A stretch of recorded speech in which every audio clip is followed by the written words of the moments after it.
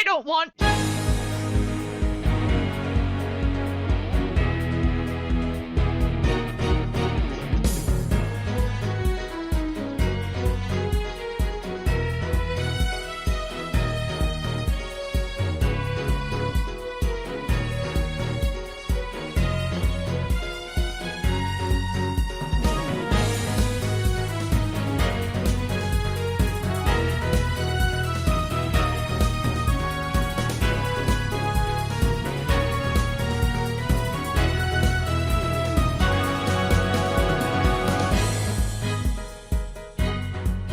Hello, and welcome to Updated Autopsy Report, a podcast from Yotsuben and Friends where we replay the entire Ace Attorney series with longtime fans and newcomers. I'm your host, Ben, aka Yotsuben, and with me today is Dessy. Hello. And two good friends of ours, Tiago. Yo. And Rose. Hi. Dessy and I are the longtime fans, and Rose and Tiago are the newcomers. We hope that through both of our perspectives as we play through the series, it'll reveal new details and provide interesting commentary for a series that's near and dear to us. Today we have all played the second half of Case 2 of Ace Attorney Dual Destinies, The Monstrous Turnabout. Last time we left off with a crazy courtroom scene, and Apollo and Athena then give Trucy all their unwanted evidence and return to the scene of the crime to investigate further.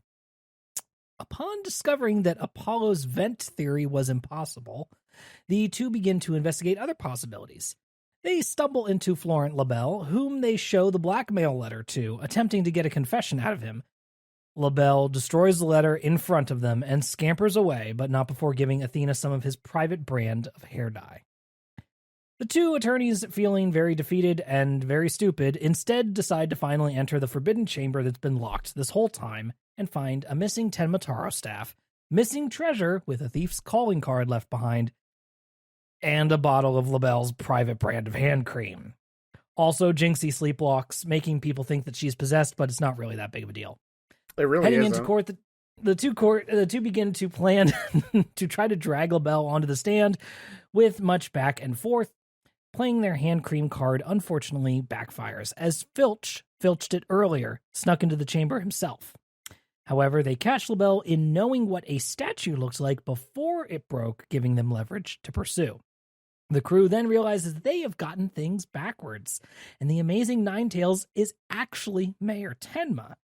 Given that Jinxie saw her dad, now revealed to be the Ninetales, in mask, then confessed to the crime, this is bad. Apollo has a brain... Asterisk. Yes. Yeah. So, Apollo, in a new mechanic, has a brain blast and presents Labelle's hair dye and asks for the hair inside the mask to be DNA tested, as he believes it was actually Labelle in the mask, creating the false confession. Labelle melts down, confesses to everything, and Blackwell reveals moments later that Labelle had a bunch of debts that he was trying to pay off. Convenient. All's well that ends well, and Mayor Tenma leaps out into an adoring crowd as the amazing Ninetales, as Phoenix congratulates his two proteges on a job well done. And that's the Monstrous Turnabout. This was a flashback. You made that Yes. sound so much shorter than it actually was. It was a little longer. Here's the thing. Lot of I've been waffling. shortening my summaries because if I include every detail in the summary, they start to get a little long, especially with how long some of these cases are. You're right, and you should do it. I figured we'd just simplify. Yeah. But yes, we can get into the details now. But Oh, yeah, my we goodness. jumped back into investigating, and yeah, we set up a couple of things in the new investigation phase. One, we get rid of a bunch of evidence, and then we talk to Bobby Fulbright, who mentions that Tenmataro's staff was found at the base of the cliff. And then I believe this is also the point where Phoenix Wright gives them a pep talk and says, don't forget to always believe in your client. Always believe. And then they talk to Mayor Tenma. And I think this is when we get a little bit of the bit with the key to the Forbidden Chamber, right? I believe this is the part where he vomits the key back up for us. Oh, yeah. Don't think about that. You know what? It wasn't even that important in the Yeah. long run. We That's could the have most gotten fucked up part. We had to have the key like somehow sequestered, right? And so the excuse was that he swallowed it, Yeah, like so that. that nobody else could have gotten it for a while. But Was like, that? Go it ahead. doesn't even do any. Like, I'm still a little Regurgitates on- confused. So he can regurgitate. Well, we could all regurgitate on command, but that's bad. I want to see your stomach like that. Holy fuck. Okay, so like the investigation phase, right? Where like our vent theory wrong. There's no imposter, but there was an imposter. They just didn't vent. Yeah. Jinxie is possessed, but she's not actually possessed, and she's also not schizophrenic. She just sleepwalks, so she's just sleepy. She's just eepy, yo. Fucking relax. She's just eepy girl. Her and I are in the same boat. So here's my thing. Let's talk about how I played this. Right, I played the investigation phase on Monday, and then I played the case on Friday. I straight up don't remember the investigation phase because I don't think there's anything memorable. There were a couple things that were memorable for me. Okay, what do you got? Okay. Mostly the part where we mentioned that LaBelle destroys evidence when you show it to him. You can't progress if you don't let him do that. You didn't tried want to show not to, and I see. the game does have a fun new mechanic where if you check the notes, Apollo takes notes because he's an actual professional lawyer. True. And if you're stuck in the investigation phase, the notes will say like, show X item to this character. And I'm like, oh, cool, that's great. I don't want to, though, but you have to. You have to show this man the evidence that incriminates him, and he immediately grabs it and tears it up, because of course he does. Why wouldn't he? I was very frustrated, and I didn't want to. But those were the explicit instructions of Apollo Justice. I just think there was no need to ask him. I think we just could have kept those in the evidence wagon. I don't think I on. would have questioned 2013's most popular Ace Attorney character, Apollo Justice, if he told me to present something specific to specific somebody. I can and I will. Rose, he went to law school. Well, he's also studied under the one and only Phoenix Wright, who once famously showed evidence to Manfred von Karma and then stuck his face into a taser.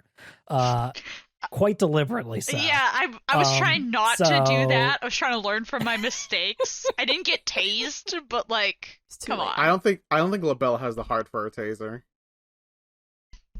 No, he's too French. Probably right. He just poisoned you, like the Joker. we should talk about the fact that his suit has cell phones on the shoulders. That animation caught me off guard. It did make me laugh.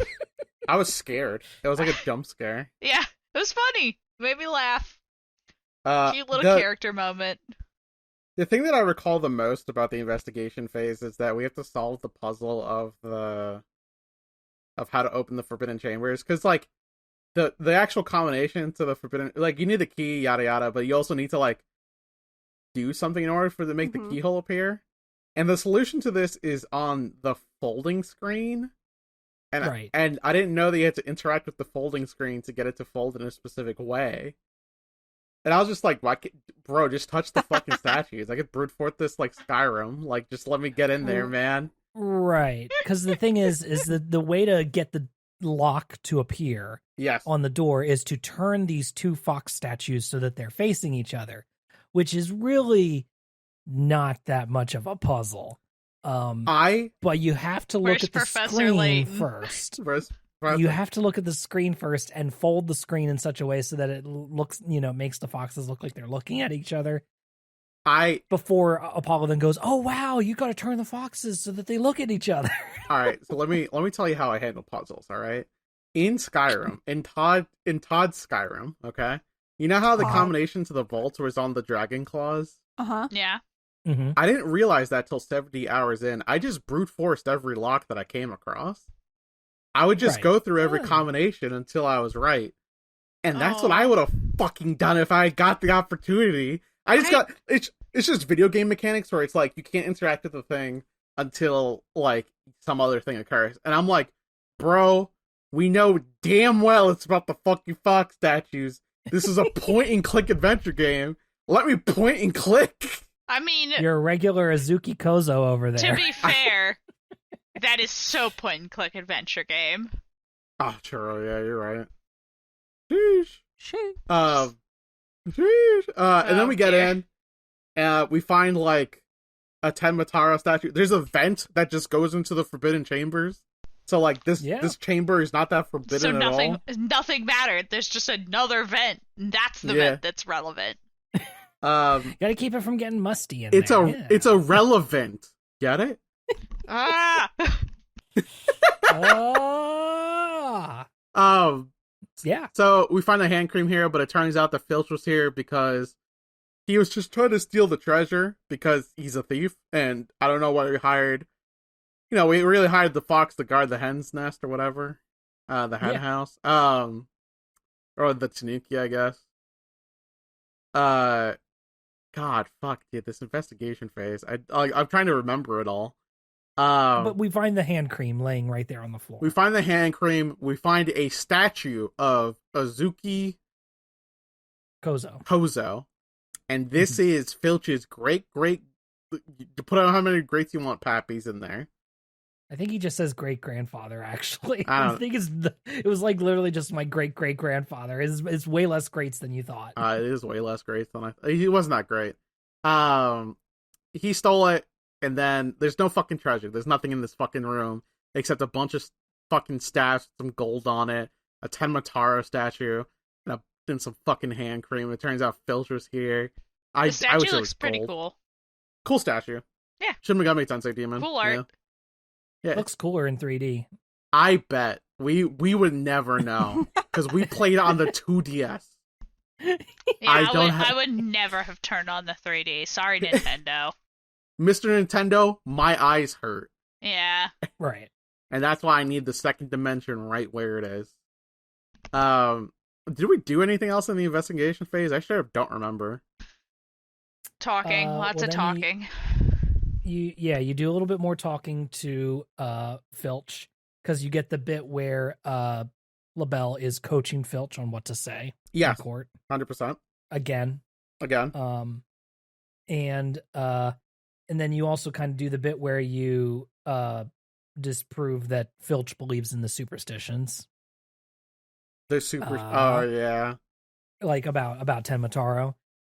And and then you head back to the detention center, which is when you're talking to Mayor Tenma, and Athena breaks down with her revolutionary psychology knowledge that Jinxie is just sleepwalking. Honestly, some real fucking not a lot to think about, you know what I mean? I don't know. I just feel like I could have told you that Jinxie was sleepwalking. You know what I mean? I don't need a psychology degree. They were just trying to fake me out so hard that I didn't want to participate, you know?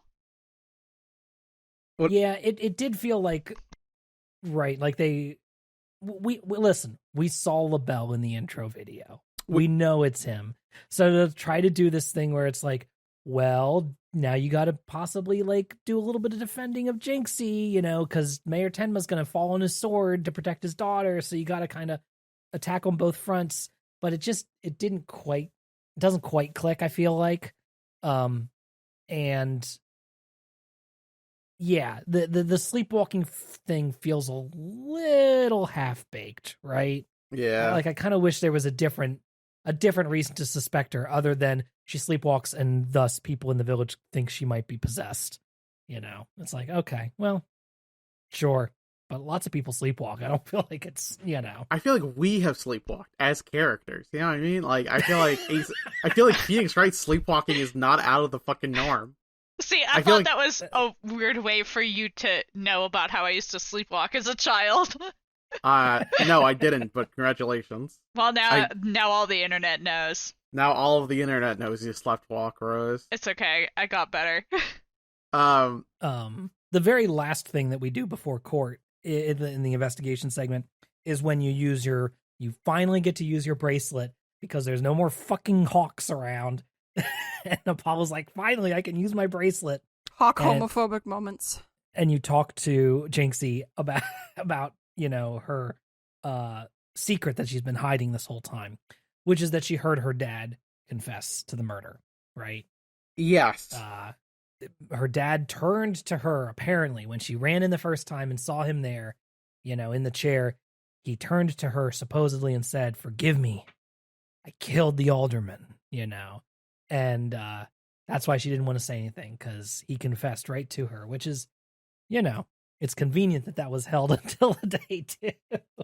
Honestly, thank God she didn't say that shit the first day, because that would have really fucked up our case, Jinxie. That would have really fucking stuck the fork in us. She could have just Of course, she does not mention that he's wearing the mask here, right? Because that is a revelation for later. I just think maybe she could have kept not telling anybody. But I guess not. I think that she trusted us enough as the demon lawyer to tell us the entire truth. She later does tell Blackwell within like 15 minutes, though. Well, yeah. Did she? Yeah. No, Yep. We learned about it through LaBelle told Blackwell. Yeah. What happens though, is that she's interrogated by Blackwell in the intermission or whatever, the break that they take, and he gets to talk to her in one of the side rooms. Oh, gotcha. He brings that up. It's only like one line, a one-off line, but he does mention it, and that's how he gets that knowledge. Because I remember that like a whole point of establishing LaBelle's like relation to the case was that he kept having information that he would not have known if he was not there, such as hearing the confession and or the escape route that he supposedly took, his fake alibi that he concocted with Finch. Because LaBelle doesn't know the alibi does not hold up, right? Is the first big thing for LaBelle. Mm-hmm. So we have to we break that one down first with Filch, because he's the first one who testifies. And then the LaBelle we have the recess, we have the recess, and then LaBelle takes a stand. And that's when we have the statue bit. And that's when that big contradiction comes up. Mm-hmm. Mm-hmm. Which is basically this, if you have not played the case, there's this Fox and Tenmataro statue, which was used to hit Mayor Tenma over the head. So that was kind of like, supposedly it was that the alderman fought back right after he was stabbed, and he hit Mayor Tenma over the head with this. And it looks like it was wrapped up, right? So you couldn't see exactly what it was. And then later, when we unwrap it, it looks like they are fighting. These two figures are fighting. But when we find the second part of it, it is then revealed that is actually they are not fighting, but their arms are lifted up in unison, and they are holding up a cup, right, together, as this new, kind of I believe the word that you catch LaBelle saying is inspiring, right? He calls the statue inspiring. Well, why would it be inspiring if it was a fighting, a statue that everybody else thought was fighting, these two creatures fighting. And so that's where you catch him off on it. Good old-fashioned Columbo kind of contradiction of, well, how did you know that it was this way when you couldn't have seen it before? Yeah. I like that part. That felt pretty... That's a good old-fashioned contradiction to catch somebody in, right? Yeah, pretty good old Ace Attorney. No magic or science required. Just caught this motherfucker in a lie. Yeah. And that is the easiest thing to grok. I remember playing the case, and I was just playing the court segment, and I was like, oh, thank God I'm in court. And then I know, that's I feel that a lot sometimes in some of these games where it's just like, oh my God, I'm so done investigating. Can I please just go back to court? I could please let me yell at people. I want to yell. I want to scream. I've got enough information. I know the story. I did really like the way that we figured out how Mayor Tenma was the Ninetales, was that he did the classic turn it around. It was like, all right, the person was wearing a disguise. Well, there's a reason he was wearing a disguise, and there's a reason why Jinxie wouldn't want to take it off. what is that reason? And then we remember that Jinxie loves masked wrestling and would never rip off a mask. And therefore, she would know that her dad was the amazing Ninetales. Right. And I was like, oh, hell yeah, that's actually sweet, solid reasoning. Good job, Apollo. Yeah. It was a twist that I enjoyed. I liked it. I liked it better than all the other twists this case tried to throw at me. Yeah, I think this was like probably like the most solid, like, and maybe this was the original like pitch for this case, right? Was like masked wrestlers, and the masked wrestler is not who you think they are, kind of thing, right? Yeah. I think that's and it's obviously fun. We've done masks before in Ace Attorney. That's not new, but this was like kind of like a solid, kind of. I was about to say turnabout. This is a solid turnabout. Good turnabout. Thank you to put things on, right? High fives. It's the magic I did page. it. So yes, that was really sweet, and it played off all the characters, right, that you already had interacting. You didn't have to bring new knowledge.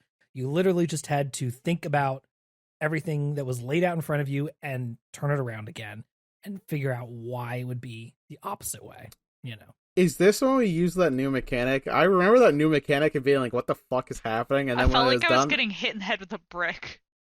as soon as it was done, I was like, okay, cool. It was like, that's actually the very final thing. Yeah, the the new last mechanic thing. is at the very end. okay, Because that's kind of like a wrap up almost, right? understood. Instead of, you are still presenting the final piece of evidence, but it is like a kind of scripted sequence to get you to presenting the final piece of evidence, Mm-hmm. But before we get there, because since that is like kind of like the last bit, before we get there, we do kind of have to get to like the whole fact of what Tenmataro is actually, and this I feel like is a little silly, but essentially what the construction of the case is that Tenmataro is not actually a creature per se. Tenmataro was the fact that there was gold here. There was a large gold ingot here, right? Hidden in this village, and everybody was fighting over it, in the past. Indeterminate amount of years in the past, right? Mm-hmm. And so, During as a the result... California Gold Rush. Yeah, I know. During the California Gold Rush. The Japanifornia Gold Rush. And so they made this myth of Tenmataro to essentially protect this gold ingot so that nobody would go in this chamber. And of course, the thief Azuki Kozo has already taken it. And the myth of Tenmataro is no longer has any use. And also LaBelle, his whole thing was to try to get this gold in the first place, pay off all his debts. And now that the gold's gone, he's starting to break down. The reason he has debt is because he has released a line of skin and hair products that he refuses to sell. It is only for him. No one else can attain the level of beauty. He refuses to sell it. It's not that nobody wants to buy it. He refuses to sell it because people he doesn't are want always peasants to calling him on his shoulder pad cell phones, asking him to sell his amazing products. And he makes meetings, and he's like, "Oh, we'll grab lunch to discuss my product," and then he's just gonna go there and talk about himself, and then have them pay. Like that's what his meetings are essentially. Well, that's how it's said in story, but we all know it is. Yeah. LaBelle concocted this whole scheme because he's in a lot of debt, and I gotta say, and we get that post breakdown too. We don't get to know about his debt until he is arrested. It's a weird ad hoc motive, right? It was always greed, but we didn't know it was greed because we had no idea. Go ahead. I just assumed he wanted it, He didn't even need to be in debt. I was like, he just wants more gold. Right. Yeah, no, that also makes sense, right? But it turns out his entire motivation was for greed. That's why he concocted a scheme so convoluted that even every other character went, man, this is really convoluted. It's true. Literally, even Black Quill and Apollo just at separate moments go, wow, this is something else, man. You've made a Rube Goldberg of a plot here. He says the words Rube Goldberg. Yeah, I I think I'm going to continue with my theory of Simon is literally only just trying to convict people that he wants to hang out with in prison. So when you put LaBelle on the stand, he's like, no, not this guy. He hates LaBelle. He wants to hang out with the mayor and maybe Jinxie. He wants to hang out with a master. Jinxie's nice to him. He wants to hang out with a masked wrestler. Yeah. Yeah, he's secretly a big wrestling fan. God. I mean, here's the thing. Speaking of Simon, we also do get like our little like tiny bit of hint of characterization around him here again in the second half, in which when LaBelle goes up on the stand and he starts to panic, Black Quill essentially leaves him out to dry, right? And he's like, "No, you are like really making some bad decisions here, buddy. I'm not helping you," you know. And he kind of, once he realizes that LaBelle is kind of cooked, right? He then goes, "No, go ahead, you know, make your bed." He's like, get in my cast. Every samurai should live by their own sword on the battlefield. And LaBelle's like, what the fuck are you talking about? You're the prosecutor. I mean, everyone's like, what the fuck are you talking about? It's weird. He's weird. So far, Blackwell, most insane prosecutor, and we had Godot, who was just a coffee-addicted chauvinist. And murderer. And I forgive him for that, and murderer. And misogynist. No, I don't forgive him. Listen, he killed Dahlia Hawthorne, one of the most evil people on the planet. He didn't. Oh yeah, you're right. He killed your mom. Forgot about that. He killed an innocent woman.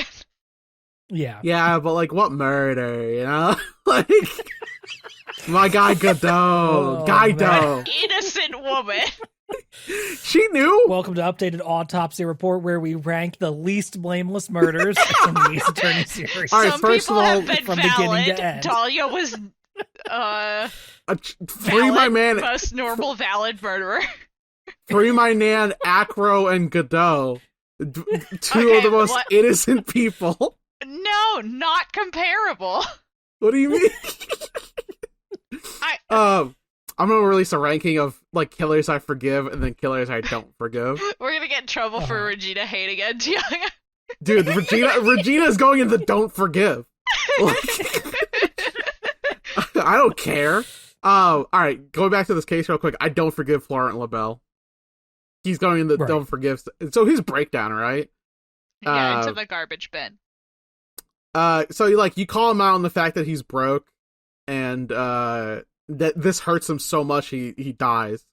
No, the real sticking evidence is the fact that like it was LaBelle in the mask who confessed to Jinxie, not her father, because her father was locked away in the Forbidden Chamber. And they're like, so when did he have time to eat the key? When did he have time to eat the key? He ate the key after LaBelle took him out and put him in the chair. As soon as LaBelle put him in the chair, he went, gulp, and then ate the key. Imagine so swallowing a key. I don't have to imagine. I'll do it right now. Please no. Let me go get a key. Let's not. No. So, if you swallow the key, may you not need an MRI in the time it takes that to pass through you. If it passes through you. Oh, what a terrifying blessing you've bestowed upon everyone. So LaBelle dressed up as a lot of people today. He dresses up almost as much as Wyndham Earle. And then he... Give me a sec, I gotta remember. Oh yeah, he tossed the fucking Ninetales mask out the window, which goes into the river. And then the hair is white because his own hair brand washes out in water. I mean, that's good. Yeah. I don't know if you've ever tried to, like, spray dye your hair and then wash it out afterwards. Oof. If I was gonna dye my hair, it wouldn't be a spray dye. I mean, listen. Halloween... Right. You know, is it a cursed day? Halloween's evil. Take that back. Halloween's evil, and for one man and one man only. He's downstairs. He's in the cellar. of the world. I really don't know where you're going. I'm like, I live on the top floor of my building. Leave those poor people alone. It's for Satanas. Oh, well, Satan and I are square and good, so we're chilling. I need some money. And I love Halloween, and I love spray dyeing my hair bullshit colors, and then... Have you considered the LaBelle brand? No, because I can't buy it, because it's not available to the public. He refuses to sell it, yeah. Also, I feel like this is maybe the right time to bring this up. Blackwell calls LaBelle calls him a deviant dandy twice. Yeah. Yeah. Blackwell homophobic moments. I think he looks... Yeah, I look Blackwell at him... homophobic moments and Hawk homophobic moments. Double whammy in this case. Look, he's a mall ninja. He's gonna call me something rude. I know. The thing about it, right, is that, like, let me think. Let me process how I feel. I have a thought right now. Let me get it in my head. Okay. Miles Edgeworth is so gay he's sexist. Yes, definitively. Yes. So, like... Are you homophobic? I'm literally gay. You're dodging the question. Yeah. So, like, Blackwell, is he straight? I guess we'll just have to keep playing to find out. There's no way somebody who dresses like that is heterosexual. He's definitely a mall ninja. He's a mall ninja. Mall ninja is wavering hand. That's right? like there's a 50-50 chance room. with a mall ninja. There's no way to know. A mall ninja is either one of those dudes who listens to Creep by Radiohead, or he's deep in that closet. Sometimes both. Sometimes both. Nah, who cares? Well, now you've posited three scenarios. His Christian parents. Nah, the thing about Blackwell is that I think he just wanted to say two insults that had the same syllable. Alliteration. You're right. I think that he thinks himself a poet. He thinks... Oh, for sure. Yeah. He definitely, like, sits in his fucking prison cell with a scroll in front of him and a brush well full of ink. He's, like, trying really hard to do calligraphy, but he's shit at it because he doesn't actually know how. He has the Hawk do, and the Hawk is better. It's like when you're, like, a little kid and you're like, I'm gonna write some Japanese calligraphy, but you don't even know how to write in English, so you just sort of scribble. You try to copy them down, but, like... Yeah. There's, like, a certain stroke numbers like that you have to follow. And directions. Yep, and I'm like, I can't even read yet. What the fuck am I doing? How long has it been in the clink? We'll have to find out. I need more information. Yeah, I don't believe that's been revealed yet. Yeah, because I'm wondering, like, does he get Seven Samurai in jail? Does he get to watch movies? God, he definitely is. Yeah, I still feel like I need more info about him. Like, I'm still hovering in the, like, I'm intrigued, but, like, you're pissing me off right now, buddy. My thought process, Apollo Justice is a Naruto fan, Blackwell is a Bleach fan. Ugh, he is. This harms me. I'm pondering this. I'm turning this over in my mind. So, okay. Like, definitely Apollo Justice would say Date Bayo. With the cords of steel. Right. And Blackwell has literally spiritual pressure. He is cutting feathers with an invisible sword. Yeah. He has the Zanpakuto. Well, he better not. You're right, he got taken away by his he's confiscated. They make Bobby put bigger manacles on him this time and he still breaks them. Yeah. We don't see very much Bobby in this part. He just sort of Blackwell's like, "Hey Bobby, go do this." And Bobby's like, "Yep." I forgot about Bobby. I like Bobby. I miss him. Bobby was in the interrogation section where he just info dumped us and went, "Alright, I can't tell you anymore because then Blackwell will be mad at me." And we go, "Okay, I guess that's fair." I guess whatever you guys are up to. Dude, they're... Never mind. Tiago puts that thought back for later. I just had a thought process, you know what I mean? Yeah, sort of related, if you know what I'm talking about. I started watching the first 2 episodes of the Netflix series, The Fall of the House of Usher. Uh-huh. Uh-huh. If you know, you know. That's all I'm gonna say. Okay. If you know, you know. I don't know. We should watch that show. It's a good show. All right. We can do that off podcast. It's really scary. Oh, maybe not. But why wasn't Bobby in court today? Where was he? He was getting a DNA test. Wasn't he there at the very start? He was there, I think, for like one shot. But yeah, otherwise he was only in the investigation segment for a bit. We can still get a DNA test in 20 minutes. Bobby, it's true. Bobby sort of replaced Gumshoe and Emma Skye as like the detective that we work with. You know what I mean? Well, he has yet to give me a bottle of luminol. Let me be clear. Whether or not we think he's a good replacement is not what I'm saying. What I'm saying is that the game has given us a detective to interact with, and that detective is Bobby. He's the new Gumshoe, just like Emma Skye was the new Gumshoe. I'm just like, he's not quite Gumshoe. You know what I mean? That's okay. He's not quite fitting the. He's got big shoes to fill. He's filling a new pair of shoes for me. I'm happy. And Gumshoe's shoes has holes in it. Gumshoe's shoes has holes in it. Gumshoe's shoes has holes in it. Emma Skye shoes has those light up Skechers. And the Heelys. The shoes are full of plaster from that time I got to plaster all those shoes. I straight up just miss using plaster. Yeah, I want more forensics mini games. That's my only complaint so far. You only got to do it once. It was so good. Yeah, like I miss forensics. I watched way too many stupid Forensic Files episodes. I know it's all bullshit. I know this too is a fiction game.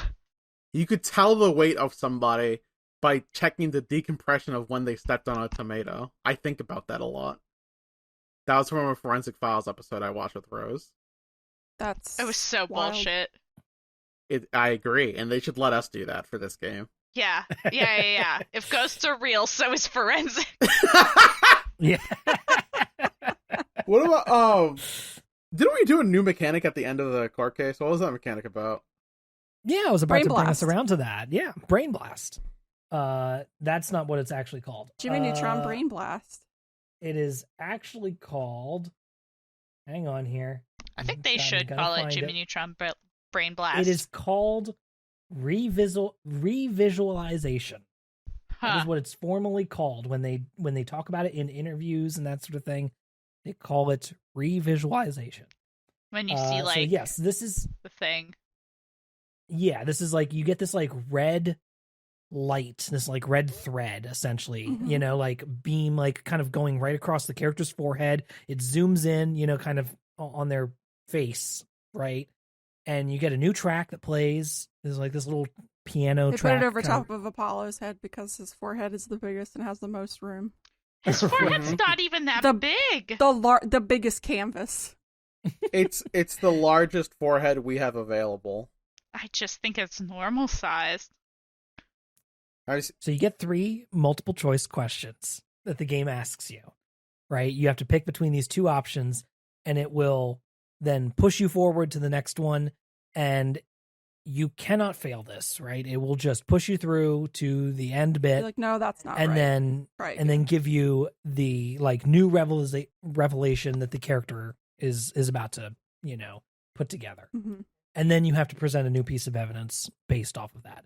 So it is kind of like, I don't know, it since it's scripted, right? So, and it is just something that happens, right? It's not like you get to activate it or choose when it happens or anything like that. But, you get like kind of like a cool animation, you get some cool music, and the game kind of tries to point you towards rethinking this last contradiction. And then you have to pick a piece of evidence that lines up with that. But you present that kind of the normal way then. It just goes back into regular dialogue after that, and the judge is like, do you have evidence for what you're thinking of? And you're like, yes, I do. Absolutely not. Here's the thing, I should have lied. I was like, I don't know what the evidence is, but I'm just going to say that I have it. I mean, that's part of the Ace Attorney experiment. That's how you play the game. I don't mind the Brain Blast. Visually, it was very jarring, but I appreciated their, like, all right, instead of just expecting you to, like, make the logical leap, and or check the guide, like let's have somebody walk you through this a little. And it doesn't have to be Mia. They're trying to put you onto like a climax of sorts, right? Mm-hmm. To like make you go like, okay, the case is about to end. Here you go, right? Kind of thing. So that, so normally the cases are written well enough and are constructed well enough that when you're presenting the final piece of evidence, right? Mm-hmm. But yeah, here they are like really hammering it home, I guess it's only the second case of the game, so. But this is kind of their one new like big change that is like across the board, no matter what character you're playing. From here on out, I'm pretty sure this revisualization thing, this mechanic, happens at the end of every case now from here on out. We'll have to come up with something funny to call it, just for us. I mean, it's literally... I can't... I keep stumbling over my words trying to say... Brain Blast! But yes, Brain Blast is way easier. It's just a Jimmy Neutron Brain Blast. Like, it's already been named for us. Like, Psycho Eye Attack was organic, but this is like store-bought, you know what I mean? Right. This one already exists, and we should just use that. I think the thing about it for me is that I had no idea that it was going to happen until I was in it. And I was like, I feel like every other time a new mechanic was like brought to us, it was kind of explained by another NPC, excluding the Psycho Eye Attack, because we just literally had like an eye seizure at court, and then we used that to win. Which I maintain I should still be allowed to use, regardless of what certain birds seem to think. Yeah, Rose is going to join the Brotherhood of Mutants later tonight. I will, and I'll be handing out flyers. I hope everyone signs up. You got it. Cause like even the Magatama, right? Like we had a moment where Pearl sat down next to us and was like, all right, so here's how you use the Magatama, Mr. Wright. And you as like a 30-year-old man go, man, this child's so wise. I mean, if a 10-year-old sits down and starts explaining something to you, you do listen to her. I literally had like a child earlier today try to get me to say the word peck. I can't even say the fucking word anymore. It's a dinosaur. Oh, Pachycephalosaurus. What the fuck? How did you know? Just pull that right out of your fucking brain, Wrinkle. I don't know how I do that. I mean... Listen, every person who used to be a dinosaur kid just has some of that stuff still stuck in. I was a Triceratops kid. That's the only dinosaur I cared about. I liked Godzilla. Excellent choice. That's not a dinosaur. Listen, there's nothing wrong with liking Godzilla. Oh my god. I guess. It's not a dinosaur. He's my friend. He can be your friend. I just firmly know what his Pokemon typing it is. It is not dinosaur. Kaiju. Right. So, the final piece of evidence is LaBelle's hair dye, right? And we go, yeah, see, it's not his real hair color. His real hair color has got to be white, and that's why we found white hair in the mask. It wasn't the alderman. It was actually LaBelle. And I'm going to do a DNA test, aren't I, LaBelle? And he goes, no, don't do it. And he sprays himself down with his perfume so much that it washes his hair dye out and washes all of his makeup off. He sprays himself to death with cologne, just like normal men in real life these days. Yeah, I've been known to do that to myself a couple times. I mean, who didn't go take some cans of Axe body spray and a lighter and, make a little flamethrower on the sports field after dark? Oh, I thought you were implying that I was going to like Wicker Man myself after that. No. I was like, yeah, I was whoa. just talking about the classic Axe body spray flamethrower. I did that in gym class. Because in gym class, I just used a lot of Axe body spray. When you leave high school, you're legally not allowed to buy Axe body spray anymore. Did you know that? Yeah, they stop you, kid. Yeah, you develop the ability to smell.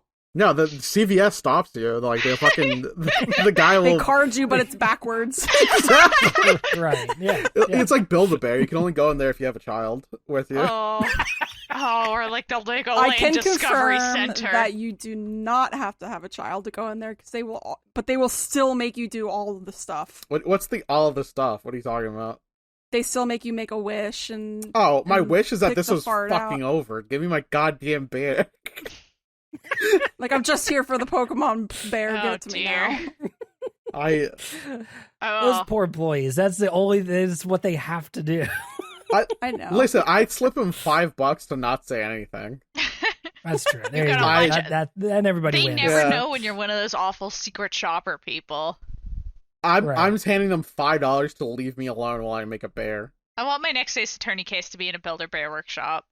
Dude, have we had a stuffing? No, the last time there was a bear, it was when Shelly the Killer killed the guy in the hotel. And Edward snatched the stuffed bear. Edward had to stand outside with a bear that was taller than he was. Edward. Tiago and I are getting loony this episode. And Eddie. Put Edward and Ed and Eddie. Oh, and so amazing Ninetales. Ed, Eddie, and Edgeworth. Yeah. And the Amazing Ninetales goes out to his adoring fans, and they all go, "Yay, Amazing Ninetales!" And then that's it. We have a kick. Right? No, he does like a flip and lands it like in his. We do get a little animated cutscene. He does the jumps up in the air and does a flip, and then suddenly he transforms. He henshins. Yeah, it was cool. Yeah. I am actually kind of upset that we did not get a 3D model for the Amazing Ninetales. I would have loved for him to do that. Expensive. Yeah, I know, but I paid for the... But yeah, no, I understand. Yeah. He only exists in the second dimension. I deserve a 3D model. I thought it was right. It was cute because there's a lot of allusions to how the mayor is super physically strong and tossing people around in prison, and oh yeah, or all the guards are scared of him. He's like, I'll just break out of prison. He can just do that. And maybe he could have. I don't know. In hindsight, that makes a lot more sense now that he constantly threatened to break out of prison. Yeah. Because he could. He could have done it. Yeah. Being a professional wrestler just means you can bust out of prison. So he's wearing his wrestler garb underneath his clothing at all times? Yeah. He's shirtless. Like Superman. No, he definitely has I heard Meritema was ripped. I heard he was shredded. I heard he had an 8-pack. He has the wrestling pants with the underwear and legs. It's true. And the cape. Yeah. He just has the cape on him. Yeah. Yeah, you gotta have it somewhere. Where the fuck did he have all that? If Superman can do it, anyone can do it, right? Henshin. Henshin a go-go, baby. Henshin impact. I don't know why I said that Henshin. Like I was Jeff Goldblum Henshin. But, You turn that to is what it would sound like. Jeff Goldblum pulls out the fly that helps him turns into the fly and just goes, Henshin. It turns into a fly monster kaiju. Oh my goodness. Yeah, but then it's just the entire transformation sequence from the fly, but just sped up real fast. Throw some sound effects on there. I would love to see Jeff Goldblum in a rubber suit. I'm closing my eyes and I'm trying to remember if that's happened in a movie already. I feel like that's gotta have been done, but I can't think of it. We gotta introduce him to Kamen Rider. I think he would love it. I think he would. I think Jeff Goldblum would think that Kamen Rider was really, it would really tickle him. Extremely good. It's sick as hell, dude. So yeah, that's kind of the end of this case. We do get a tiny tease at the very, very end in the last line for what the next case is. Does anybody remember what it was? So I was pressing B a lot, and in the teaser text, you can press B and it will skip the text instantly without giving you time to read it, and you cannot click on the back button. You can't click on the little dialogue button that lets you read all the dialogue. The log, yeah. So that doesn't exist. So I actually couldn't read any of that. Damn, because Rose. Instead of just speeding up, it skips to the next line, which it doesn't do anywhere else in the game. Wow. Well, it's kind of wonderful, because what happens is Athena says, "That was our first case together, and it felt like nothing could bring us down after that. The dark age of the law seemed so distant, so irrelevant to our small, cozy office. But little did I know that it had been lurking all along, right there, behind us. The first time it made itself known was during the murder at Themis Legal Academy. Oh, yeah. That case would mark the twilight before the dark, cold night that was to come. Isn't that Are we doing a flashback inside of this flashback? No, I think what's going to happen is that thankfully not. The next case is going to take place at Legal Academy. And if I recall correctly, did Sebastian the Best go to Thebes' Legal Academy? I don't remember which one he was listed as going to. He had a name. Like, his academy had a name. I miss my special little boy. Here comes a special boy. I wish he was here. Now we gotta do the fucking thing again with Sebastian. Oh, me just like shoving Blackwell out of the way so I could see Sebastian. I think it's interesting that, like, the investigation teams introduces, like, a lot of, like, stretching out of the court case. But they also give us fucking gems, such as Bobby and the Best. Yeah, I really like Bobby. I want more Bobby. I think we'll get that more next episode. Yeah, I can confirm, Tiago, you are correct. Sebastian de Best did graduate from Themis Legal Academy. My brain is so fucking huge, guys. You're so smart. Yamazaki is bringing back references to his stuff that he did too. That's totally reasonable. The wrinkles in my mind are deeper than the Mariana Trench. So that's that will be it next time. And that the reason that they're going there is because Phoenix Wright has been invited to give a seminar there. Call shots Sebastian the Best there. If he's there, I'm gonna do a kickflip. Well, he's already graduated at this point, right? Yeah, but honestly, I need video of that. You need video of me doing a kickflip? Yes. I've never done one in my life, so I will learn how to do a kickflip just for this video if he is in this next court case. All right. Tiago doing a kickflip is the new me and Tiago Venmoing each other $1. This is a Tiago promise. If Sebastian the Best is in the next court case, I will learn and do a kickflip. I'll film it. Any other predictions? I got the one that mattered. Yeah. I think we're gonna see a lot more Bobby and Simon in this case. I think they're gonna be a lot more active, obviously, because it's the third case, so they've got to start doing something, or I'm not gonna care about them. I think legally we're not allowed to see Simon Blackwell outside of the court case. I think Simon Blackwell attended this academy. That's a possibility. I'll say that. But that's my prediction. Is we're going to a place that he went to school. He is literally in jail, though. How's he going to visit the school? Well, he's not. But this is where he went to school when he was a kid. Because remember, he's like 28. Yeah. Well, do we get to see him in the Clank? That'd be cool. Maybe we'll get to visit him. Yeah. We really should. I will say, in this next case, we will get at least one returning character. So somebody from the past will show up here again. Okay. Who that is, though, we'll have to find out next time. Tinfoil theory, Pearl goes to law school. Okay. Tinfoil theory. All right. She's just old enough to be in academy, right? She slap that tinfoil all over yourself. I say Francisca for no reason at all. Mm-hmm. Right. Des, do you know? I do not. Oh, you gotta guess with us. You're the guessing room. I'm thinking who could possibly come in on this. Edgeworth. I would love it if you were right. Then we will find out which prediction is correct, if any, next time. You can follow the show on Twitter at Ace Attorney Pod, on co-host /Ace Attorney, or on our website, updatedautopsy.report. To stay up to date on everything we do, you can also watch all of our Let's Plays with Dessy and I playing through the game with our friend Iro at youtube.com/@Yotseben. You can follow me on all social medias at Yotseben as well. That's pretty much everywhere. Dessy, where can people find you? Dessy on Blueski. All right. And Tiago. You can find me at Tiago S. Dutra on Linktree. It contains all my social media links. I'm trying to find how to do a kickflip on the internet. Do you have a skateboard? We are nothing if not committed to the bit. There's definitely a skateboard is involved in a kick flick. I can confirm this with my advanced knowledge of the Ace Attorney series. Hell yes. And Rose.